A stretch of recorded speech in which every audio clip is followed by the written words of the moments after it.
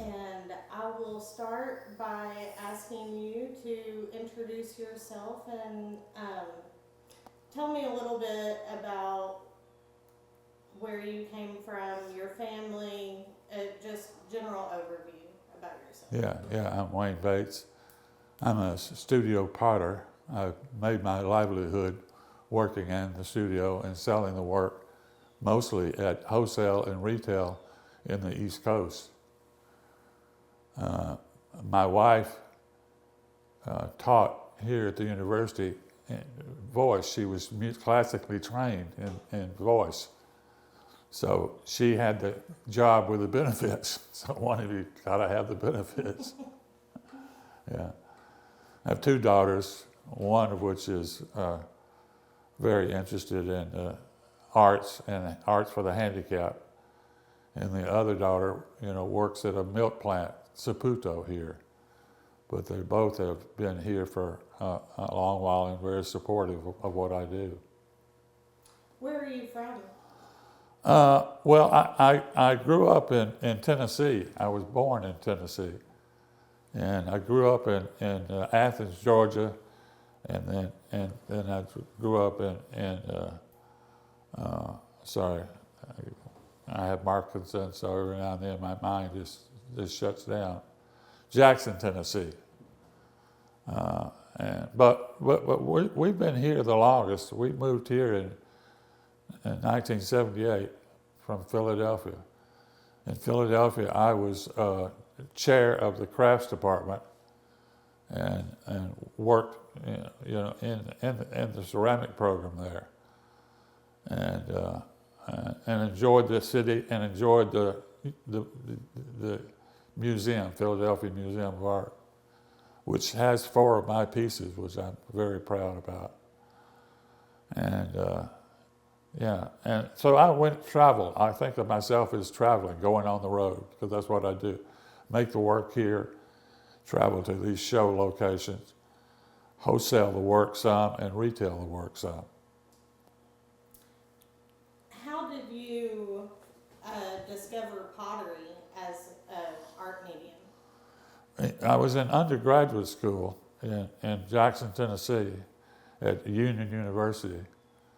And I didn't know exactly what I wanted to do, but I got involved with the ceramics in the school there. And the teacher, it was a one-person department, and it was named Al Allen.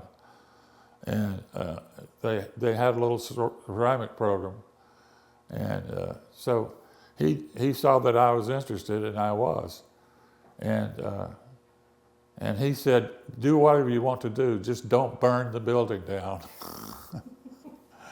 Potters are notorious for burning down their studio or burning down the building. Were you successful in not burning the place down? Yeah, very successful. Yeah, and loved it. And so yeah, and then I got encouraged to go further, to go to graduate school, and I wound up going to graduate school at the University of Georgia in Athens. And there was a museum there that had drawings and photographs of ancient pots. And I just became fascinated by the vessel and what you could do on the vessel. And so I got really inspired by that and got the program where I could do what kind of I wanted to do, skill-wise. And then was hired at Philadelphia and taught in the ceramic program there, and then wound up sharing the department. But at some point, I was not satisfied with the teaching, wanted to make more work, and I was able to do that with my wife taking a job at teaching and with the benefits. And so I worked in the studio. And so I taught for 8 years. I was in there for 8 years. And then so from here I was however many years that is, I was here. So what year was it that you moved to Murray? 78. So you've been here around 45 years? Yeah, yeah.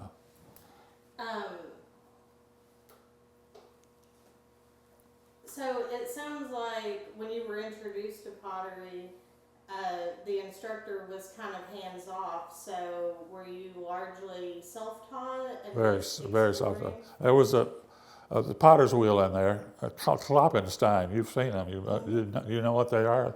The square and had a turntable. Well, describe a Kloppenstein. Kloppenstein. Okay. Yeah, it's a square base, and it has a center wheel, and it has a wheel underneath that you like treadle, wheel. treadle talk about. That's what so you get good at that. And Al Allen, he could do a lot of rudimentary things, but then he just turned me loose, and he provided the clay and the glazes and he made all that possible. He was a great teacher too, so he knew when to walk away and let me experiment with it, and that's what I did, and that really got me going, and from there on, I worked very, very intuitively, and was lucky. And so you said that you taught for about 8 years? 8 years, yeah. How did you find that experience, and did you enjoy teaching, or you enjoyed making your own work more? I was hired at Haystack Mountain School of Crafts for a summer to firing the kilns. And when I was there, I met a potter from Philadelphia by the name of Bill Daly. And he looked at my work, and we talked some, and he was encouraging. And when the session was over, he said, "Look, I have a position available. If you're interested, let me know." So yeah, I thought about it, went home, talked to my wife about it, and I said, he's offering me a job.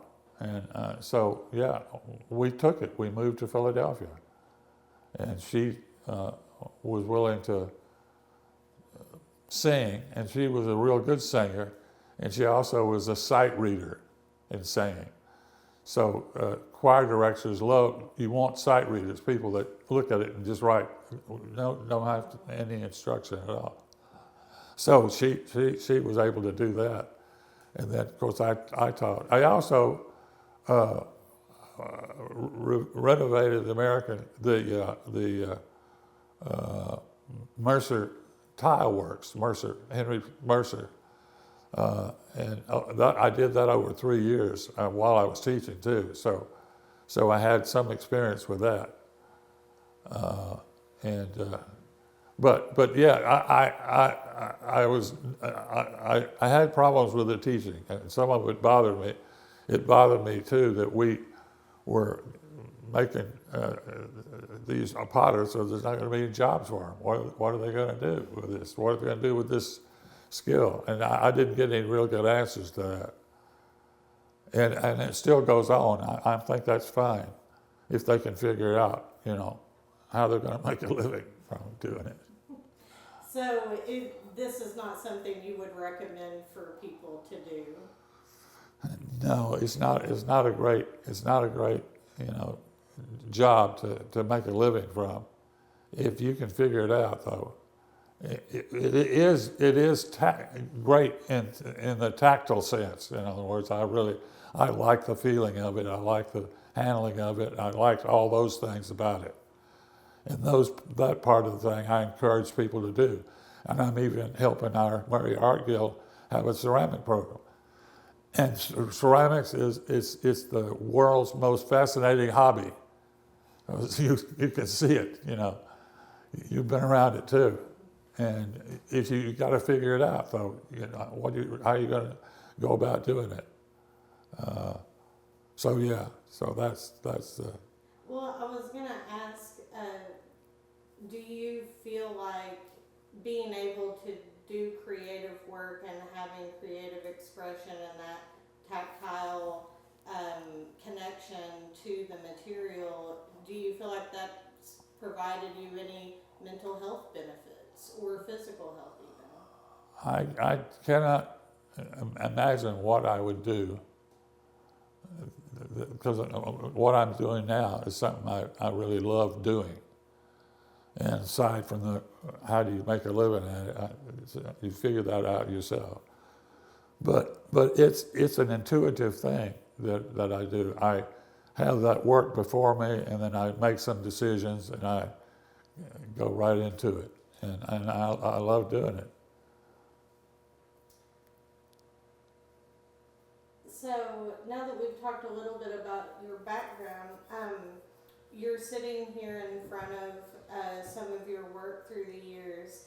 Do you mind to maybe by picking up that bowl, show us a little bit about the design and your process for how you took that from a lump of clay into the finished piece?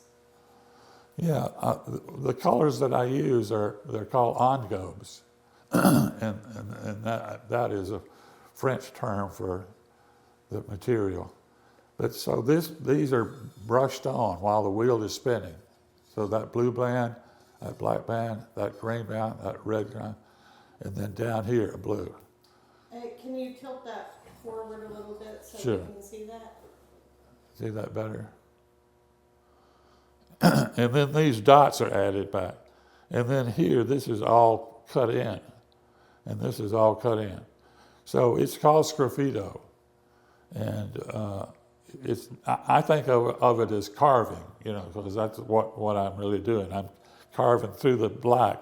And when I get through the black, it's going to be white. So that's how all the designs wind up. So the clay body itself is white. Can you talk about the clay that you use? Yeah, when we moved here, I was getting clay from Sphinx, which is down in Paris, Tennessee. It's now a big chemical company. And I would go drive down there in my van and they'd load the bags in the back. And I did that for a long time. But it didn't have the color that I wanted. I wanted the white ground. And as a potter, you probably know you're looking for that white ground. So anyway, I changed to a porcelain it comes from England. The basic powder comes from England, and it's processed in Pittsburgh, and it's sold in Nashville, and so that's how and you can hear that hard sound. That's very hard. And then these colors on the back are similar to the colors on the front, but there's no carving here. This is all sprayed on. So yeah, that's the way I work. I love making the marks. I love doing the tooling on it. So, do you mix any of your own clay or glazes? And The clay comes in a bag in a box. Mm-hmm. The engobes are formulated using the colorants that you would use in glaze. But it's not a glaze. A glaze is on top of it. So the color here, this blue, is banded on. And then those white lines are cut through there. And then a clear glaze, the same clear glaze. That's one of the things, was to simplify the process. So I get a whole lot of variety here with one glaze. Right. And it's the same base glaze for here with the colors here. So it's a little confusing when you look at the piece. You think, well, that's got to be different. No, it's not different. It's the same colorants, and those are very kind of standard colors. But I mix them up. I formulate the engobe and keep that process. And so you're using like cobalt for the blue. Yeah, exactly. This would be a cobalt a body stain, they call it. And then there's a black here, and then there's a French green, and then there's a crimson, and then there's another blue-black here. And then that's a spiral that's trailed into there, and then there's dots. And you can already tell there's way more work in here than I'm going to get compensated for. So, can you talk a little bit about how you have priced your work over the years and finding that sweet spot? Well, in the early days, I was pricing it in such a way that I could wholesale it. So this is a sort of a medium-sized bowl. And when I was in that wholesale market, that bowl would wholesale for about $50. Now, I can't do that now. You know, this kind of work, I couldn't wholesale this for $50. This one is priced at $250 in my gallery. And that's partly a product of my youngest daughter knowing what the market is and having come in here and priced all these. So they're in they come from my archive. These are pieces that were discovered in the attic, brought down by my daughter, and then prices worked out on those pieces. And are you currently making a lot of work, or are you? No, I developed Parkinson about a year ago, so that has slowed me down. I'm not working in a regular fashion, but I am still working. I don't have the tremors.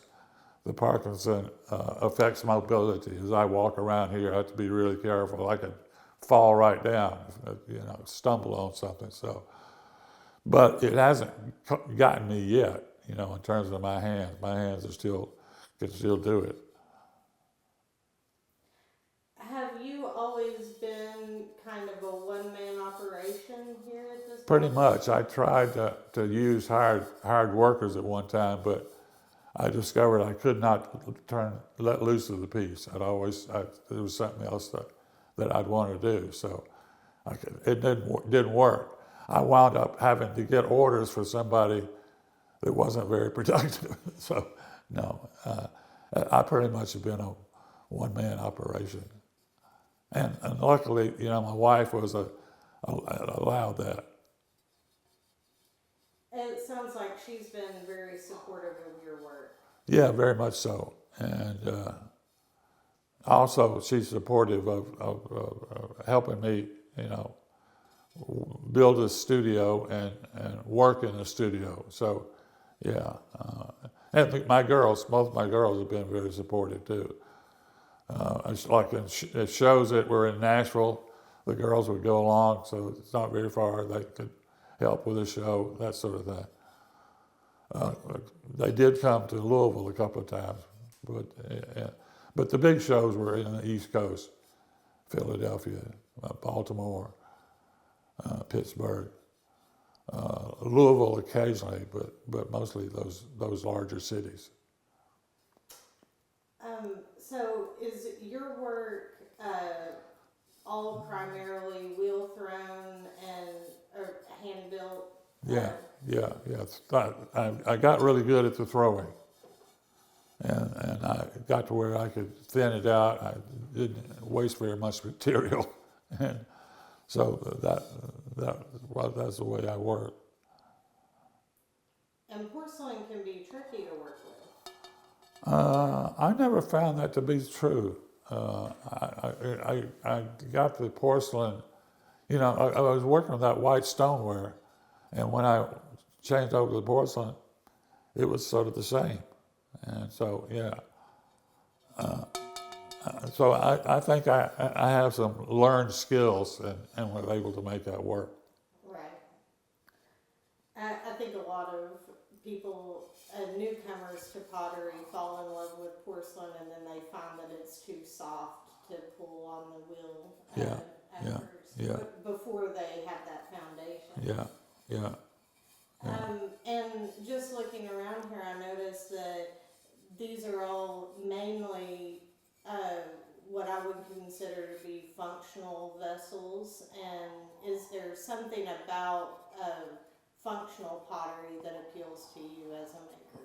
Yeah, right from the beginning, I like the idea that it has a utility, and also it connects with the historical work too.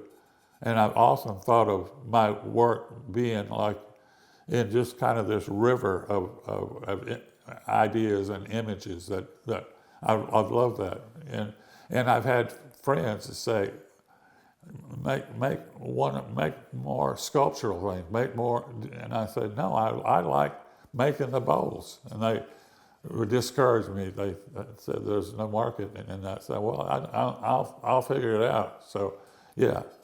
So everything you see in here is useful in some way. But I see it as ceremonial. If you think about it, that's really the tradition, is a ceremonial piece. And that's what some of these are. The vases are very much like that, and other pieces. I definitely see some of the influence of like the membrane pottery and the very geometric designs. Actually, some of these platters almost have a M.C. Escher kind of Sure. quality to them. So those were all influences. Sure, exactly. Yeah. The membranes I actually came across when I was in Philadelphia. And about the 4th or 5th year into my teaching, we wound up going to a show in a museum in New York of membranes work. And so when I came back to that, I started looking it up, and of course, found a lot on it. And what I liked about it is the geometry, is that structure. I also like the fact that it was made by women, because the men were out hunting, and they were back at home working and making. And so if you think about it, they had a kind of form of math without having a really written form of math. The geometry, the structure, all that is actually, got me going. That's what I really like. So on a lot of your platters and bowls, you are making them so they're radially symmetrical. Are there tools that you use to help you evenly divide your piece when you're decorating? Yeah, these little devices right here are ways of setting the design. So if you see that, did I move it too fast? You can see it. So I want this design to be in thirds, and then if I want it in fifths, 5. Did you design those tools yourself?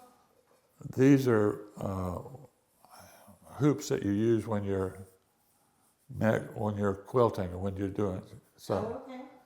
So I just drilled some holes in it and made that where that's suspended, and I lay that out, and then I put the 5 marks, and from there I'll subdivide the piece. Yeah, so those are the 2. And there's a big one on the other side I won't get. Okay. For the bigger pieces. Yeah. Show us some of the other tools on this card and how they're used. Okay, this is a tool made from a pocket watch spring, mainspring. And I have heated that and bent it into shape. And then I have this little metal piece that goes down in there, and you put glue, Elmer's glue in there, and that holds it in there. When you want to change it, you heat that up, and it softens the glue. You pull that out, and then put another one in there. And you have to change those out because after you carve a lot, they'll get... That's right. I don't see any ones here. Most of these are in pretty good shape. Yeah, they will wear out eventually. But the nice thing about this, they stay the same sharpness the whole time. And they really are, very nice for making designs and lines. So you can see that has a different shape on that end. These were tool handles that the students would leave in the ceramic program at the end of the year. throw their tools away.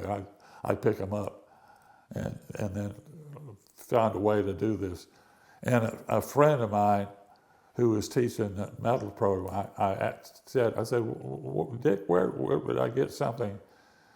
He said he's the one that came up with the pocket watch springs, the main spring of a pocket watch. And so those are heated and bent, and then they throw down in there.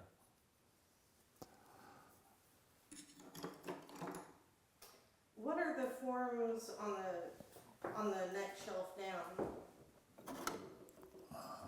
These are,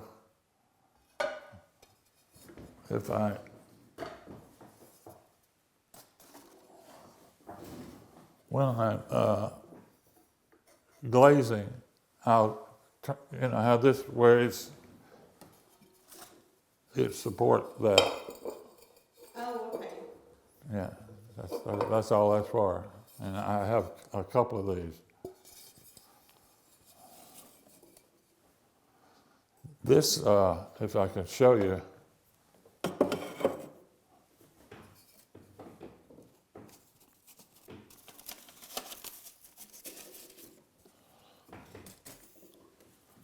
something that I came up with.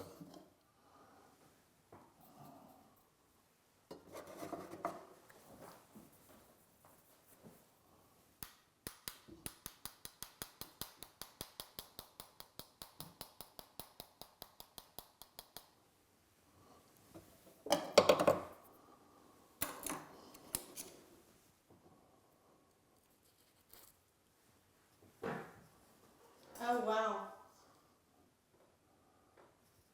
So that's the way I can also divide the space or get it going. Right. And this is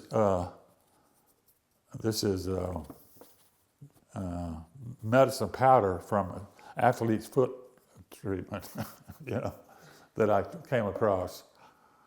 And any powder works, then. But that just dusts off or burns away. Yeah, that's right. Burns just off. I'm going to show you. Yeah. So you're ready to go. Yeah, and I have all kind of other shapes and sizes in here too. And then at the very end, you have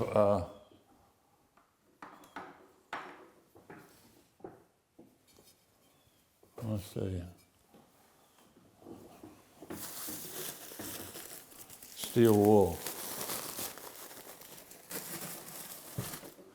That once the designs are done, then you take the steel wool and clean the edges off.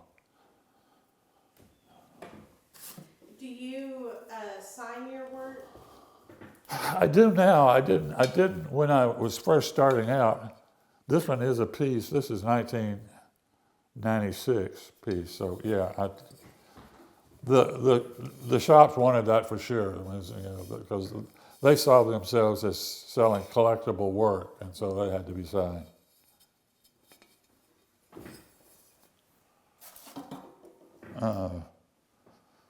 Yeah. Then and here's other that you can design. You can set the shapes up and drop that inside and mark it too. What do you think it is about the geometry that has appealed to you over the years? It seems like it's been a common theme in your work. I don't understand it exactly. I know it's mathematical, but I don't think I have a particular gift for mathematics. My algebra teacher in high school had to give me 60 points on the final exam so that I could graduate and not embarrass my father, who was a minister in the town. So no way was I good at math. But I do have a sense of order, and I do arrange things, and I like arranging things. So I think that's part of it. So that space just appeals to me, to be able to go in there, divide it, break it down. It's something very satisfying about doing that. And both of my daughters have a bit of that, although they're not making art. One is working with macrame, and she just goes at it and loves doing it.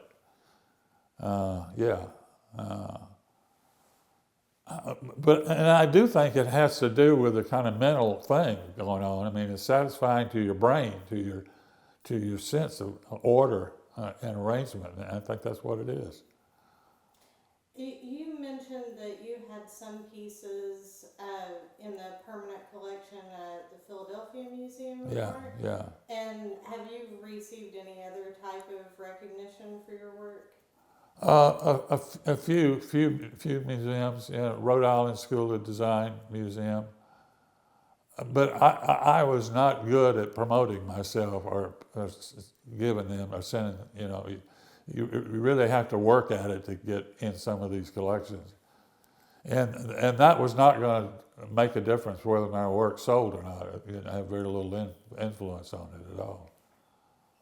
And the thing about my work at the Philadelphia Museum of Art is kind of interesting because my wife has 4 cards in that same museum, the cards that she's designed, and so that just that just happened. A friend of ours who was a curator suggested to the museum that these would be collectible, and they said, yeah, so they're there. So my wife's in the same museum as I'm in, which is pretty nice. So, I've not been out to this part of the state very often, but the property that you're on is absolutely gorgeous, and but it feels a little remote, and you say you've worked primarily by yourself all this time. Have you felt disconnected at all, or do you feel like you are a part of a larger craft community in the state of Kentucky or in this area? I got involved with the Murray Guild of Art, the MAG, M-A-G, for that very reason. So I have some contact with other people. And I like the fact that they were artists and they were doing a lot of different things. So I was really interested in promoting that organization, and then doing exactly what you said, have some contact with. So I'm not an isolationist. I'm not trying to just hide, but it's going to be on limit. I'm going to kind of do it at my pace and when I want to do it, and that's worked pretty well. Again, there's not a big population in this part of the country or this part of the state even. So you can't kid yourself about what you can do. And most artists that are here have some other thing going on. They raise cows or, who knows, this is what they're doing.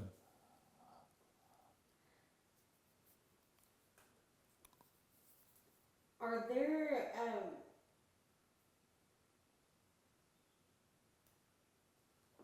cut this part out. I think that ran through most of the questions that I had. Is there anything else about your work or about this life as a potter that you'd like to share or that we haven't talked about before? Well, I do love the land, and we were lucky to find this property and to be able to buy it. So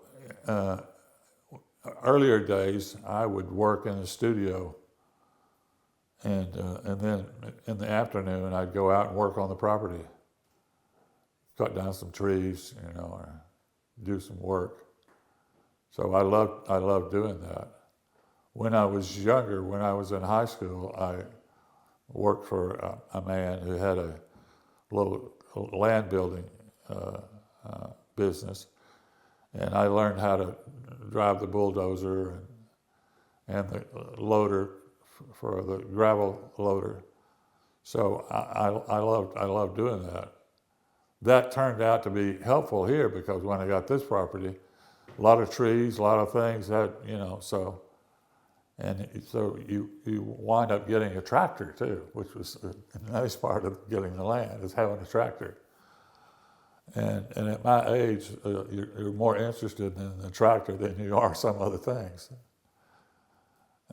So yeah, and we lived at the lake for a while and had a boat, pontoon boat. So I'd love to go out in the afternoon about 3 or 4 o'clock and watch the sun go down and go into the evening, and we just, the sunset colors, influenced some of the pieces.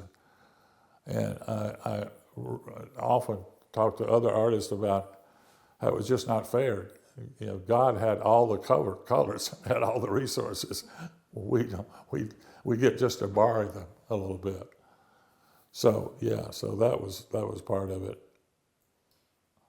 There is a permanence to clay, and how do you feel like you are leaving your mark through your work as you've had a very, I would say, very successful career in Kentucky as a craft artist? What would you want your legacy to be? Well, if anything, back to the whole functional, I really saw the work as being functional, and that having some permanence to it. You're right, and aside from breaking, I went to China and saw the Neolithic pieces, it's unbelievable how far back this goes and how permanent it is. And I've had friends that work in cloth and weavings, and I'd say, how can you do that? You don't stand any chance of having it be permanent at all. But yeah, I like that very much. And I like the function of the pieces. We use them, of course, in our daily life. Dinnerware serving pieces that I've made. I don't know that other than the museum housing some, that there's any more collection or permanence going on.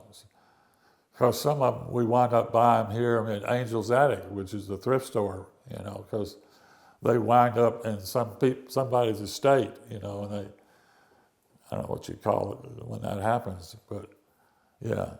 But every now and then somebody says, yeah, I bought another piece of yours at Angel's Attic. So it's moved out of one person's hand and into another. You don't know whether it's going to survive. Well, part of this project is collecting the stories and the histories and documenting the processes of Kentucky craft artisans, and this interview will hopefully be archived with the State Historical Society, and so we would hope that there would be some permanence and longevity there as well. I have to ask you, what's your device for permanence? I mean, you can't. It doesn't get made permanent. Well, I mean, that's true. It would be stored in digital archives, I guess. So. Are we trusting that that's going to go on? Because you can wake up one morning and it's all changed, Right. Well, and that's another quality of clay that attracted me to the medium is it's tangible. Right. It's there. It's never going anywhere. People could be excavating this very site, thousands of years from now and find bits and pieces of this pottery. But you know what they're going to find is toilets. That's the permanent object that's going to survive, right? Like it or not. Crane, makes these urinals that you go into, and they're unbelievably thick and unbelievably strong. I mean, you could cut this out. I know. Talk about permanence of toilets. If someone were to dig up a pottery shirt of one of your pieces, what do you think they might learn from that? Well, I'd hope there'd be enough visual information there that it says something about the design or about the function of it even. But again, I have no illusions about that, how, it could all get just wiped away. Well, we hope not. But I think that this is probably a good place to end the interview. I'd like to thank you so much for sharing your time and your stories with us. Would it be inappropriate for me to ask a couple questions? Oh, yeah, go ahead. So, yeah. I guess for the sake of if there's transcription, Tyler McDaniel is asking questions now. Do you remember, back to the first time you, got in a show or had a piece sold and what that felt like? No, I was at Union University in the art department there, and at the end of the year we had a show. I remember a show, and that was the first time I had even seen a show, because I'd not, I was son of a Baptist minister, and we didn't have the resources for us to go to see museums, and there was no museum even close by other than Memphis, Tennessee. So I guess I was pleasantly surprised at that, and that some of the work sold out of that show. So yeah, that was gratifying to me at that point. Did that feeling change as you started to get into museums and stuff, or was it consistent? No, I don't think so. I didn't set out to make museum quality work, and in fact, this collection that came down from the attic, there were a bunch of pieces that were not signed. So I mean, early on, I was just throwing that away, and my response is, well, it just takes too much time to sign, so I'm going to sign it. And some of the collectors, of course, wound up having me sign it with a magic marker so that it has some signature to it. I understand it now. But at that time, it was a bothersome thing to deal with signing the piece. Who's got the time for pens when you have work to make, Yeah, that's right.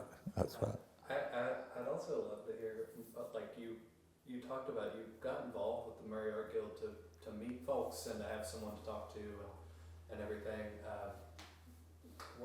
Could you share a little bit about how your role and relationship with them has changed over time?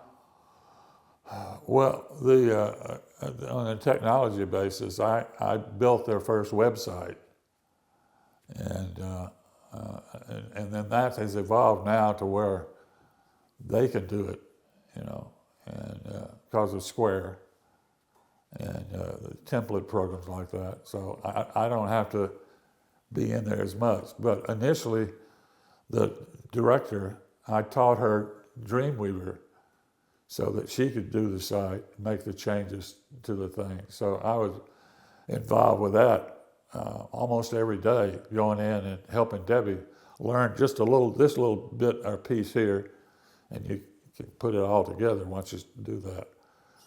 We probably spent 2 years together working.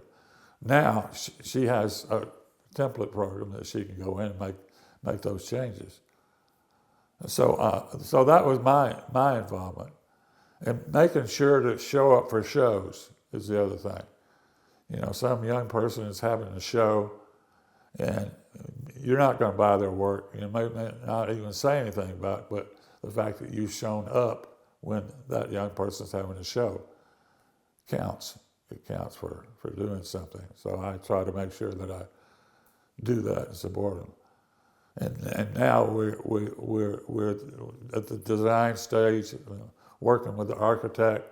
I've been involved with all that, and I'll be involved as waiting for the first dig that they make out there. When they do that, we'll really be on our way. And that's for, they're building a new building for the guild? Yes. Okay. We bought this land with a building on it about 4 or 5 years ago, knowing that we were going to have to do something, a building, roofing problems, electrical problems, just all those kind of things. And Debbie, who's wonderful, said that's the thing that she hates the most, is having to worry about whether the roof is going to leak, or the electrician's going to, So we're getting to the point where we're going to build a building that's going to have some life to the thing, and won't be very much wood. It'll be concrete, glass, steel. That's what you want to build with. Forget about wood if you can. It just burns. So yeah, so I'm a senior citizen out there, and that's the support that I give to them. But it sounds like you've been involved for a while, right? And could you speak a little bit to the show that you're going to do with them in the new space and how that came about? The show that I'm going to do will be the first one in the new gallery when that's built. And the building's not been started yet. It will soon be started. It's probably a 2-year process of building that. And so Debbie just doing that is a kind of honorary thing to me, is to have the first show in there. And the work is already collected. It's already stored here. So when the building gets built and when it opened up, the first opening, think about it, that'd be the biggest impact. And so that's what, I'm delighted that she asked me to do that, and I look forward to it. Why do you think Debbie wanted to honor you in that way? She knows how much time I've spent doing it, and there's another artist, Paul Sasso. He and I have gone in there, knocked walls down, and done modifications to the building, and just done a lot of physical work on the place. There was one room, wet room, that we took apart completely and added to the wall, and that, so yeah, that's pretty involved if you think about it, that you're physically making walls in this place. And this building has been fine. It has made do, but the necessity for better space and secure space is what we needed. And the thing is, the space that we have right now is not grant worthy, because if you go to get a grant, the very first thing they ask you, are you handicap accessible? And you have to say no, because the building's on 3 levels. So that's one of the things. The very first thing is to get it level so it's handicapped accessible. So yeah, that's important to do. Yeah. So you got sweat equity in the place. Exactly. Y'all were talking about legacy through your work. Do you feel like this is part of your legacy, all your work with the Art Guild and fostering this space? Yeah, maybe so. I don't think about it too much. I'm kind of let's do it kind of guy. Yeah, let's just do it. Yeah, and Paul Sasso, I don't know if you know Paul Sasso, but he's a terrific artist, and he has wonderful. You know him in the chat? I've heard of it. What medium does he work in? Wood, painted wood. Yeah, he's a really, really good artist. Yeah. We also mentioned earlier, I would think that the reason that you were asked to exhibit at the grand opening of the Guild is not just because you're a workhorse, but also because your body of work has been very influential to other artists and appreciators of craft in this region and beyond. And some might even call you a master potter. Do you refer to yourself as a master potter or ceramic artist, or how do you think of yourself? Studio potter is the way I describe myself. And that implies that, I work in the studio. That's what I've done. I've been lucky to have this studio, this place, this property. But yeah, that's what I call myself.